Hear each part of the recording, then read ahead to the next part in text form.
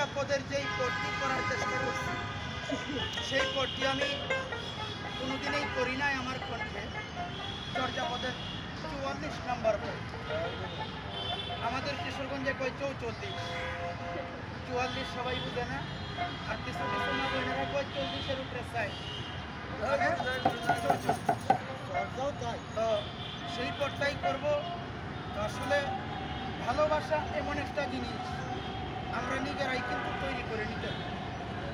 আর কেউ যদি প্রকাশ করে কেউকে বলে যে আমি তোমারে ভালোবাসি, তাহলে ভালোবাসা ধ্বংস হয়ে যায় খুব তাড়াতাড়ি।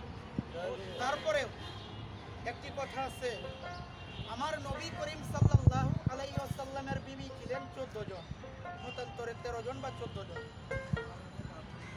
একদিন এক বিবি জিজ্ঞাসা করতেছে, বা সকল বিবিরাই জিজ্ঞাসা করতেছে যে হ্যাঁ হুজুর, আপনি কাকে বেশি ভালোবাসেন?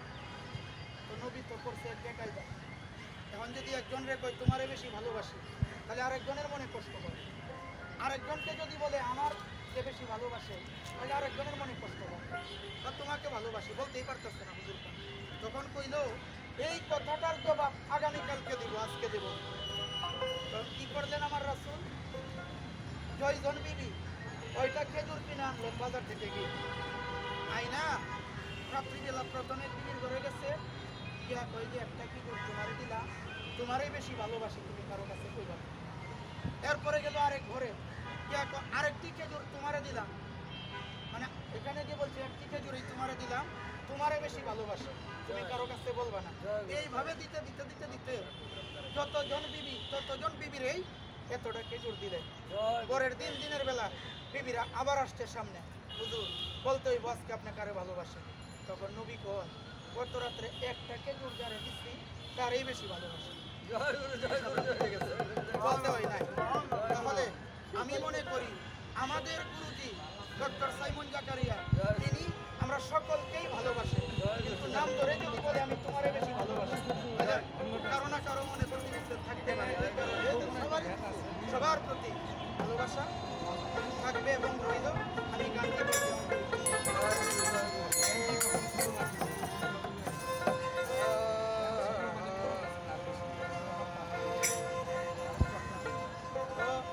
আরেকটি বিষয় হচ্ছে, চর্যাপদের 44 নম্বর পদ করতে গিয়া আমি ইতিমুহূর্তে আমার ভাই বোনেরা অনেক সুরে গাইছে, আমার অন্তর ভাই গাইছে, আমার আন্টি ভাই গাইছে, তো আমার আরও শিল্পীরা ভাইয়েরা বোনেরা গাইছে। তো আমি তো আসলে দৃষ্টি প্রতিবন্ধী মানুষ, আর একজন রেদে পড়ায়া বই থেকে আমার গান শিখতে হবে, তখন কি সুরে হবে না হবে। তো যেহেতু কোনো রকম হারমোনিয়ামটা পারি, তৈরা দেখি যে কোন সুরে গানটা আমার জন্য সুবিধা।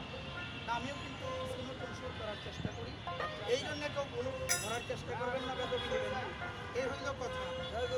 আর যেহেতু বাউল শিল্পী, অনেক কথা এসে করে বেদবি নেবেন না। আমাদের গুরুজনরা যতদিনই শুনি একটি গানেই করেন, তাদের কাছ থেকে আমরা শিখবো। যদি প্রতিদিনই একটি গানেই করে তো আমরা শিখবো কি? আমি দৃষ্টি প্রতিবন্ধী, আপনারা চাইলে চর্যাপদের এই 15টা গানে আমি সিরিয়ালে গাইতে দাঁড়াই।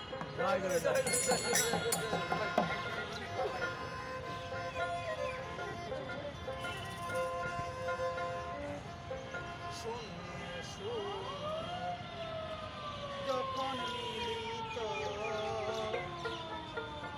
সকল ধর্ম, তখন